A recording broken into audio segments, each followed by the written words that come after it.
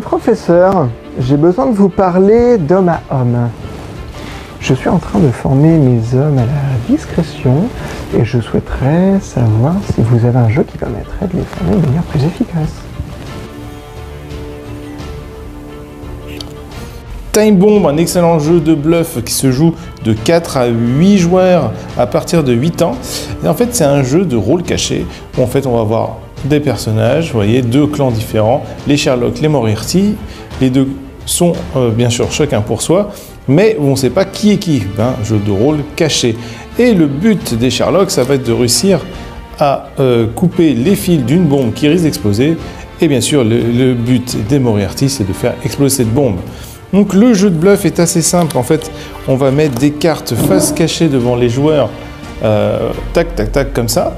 On va les consulter une seule fois, puis après on les remélange, toc, toc, toc, et on les met devant soi. Et après, ça va être le côté bluff. On va dire, tu peux couper chez moi, non, coupe à côté.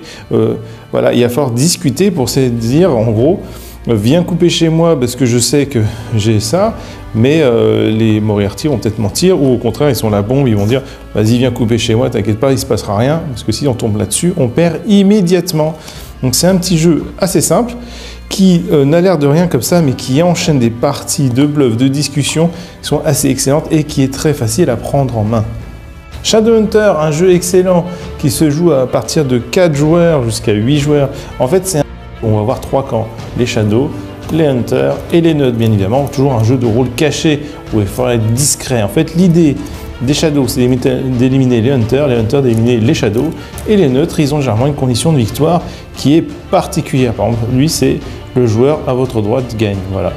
Donc, on a un système à chaque fois de points de vie ici, et on a un système de déplacement. En fait, on va avoir son petit dé qui est ici. Tac, on va se déplacer. Et en fait, il y a un système de dé qui est assez original puisqu'on va tout faire avec. Enfin, on va les lancer. Ça va déterminer l'endroit où en fait on va aller.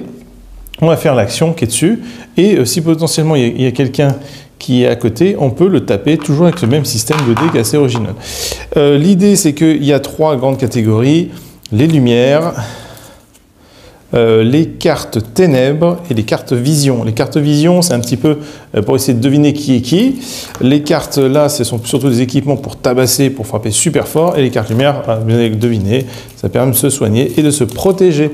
Donc c'est un jeu qui est assez malin, qui est entre le jeu de plateau, le jeu d'ambiance et le jeu à la loup-garou, jeu de rôle caché, et qui est assez excellent. Je conseille vivement, bien évidemment.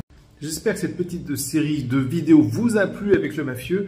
On va en faire d'autres plus tard avec lui, dont une sur YouTube, sur notre chaîne YouTube.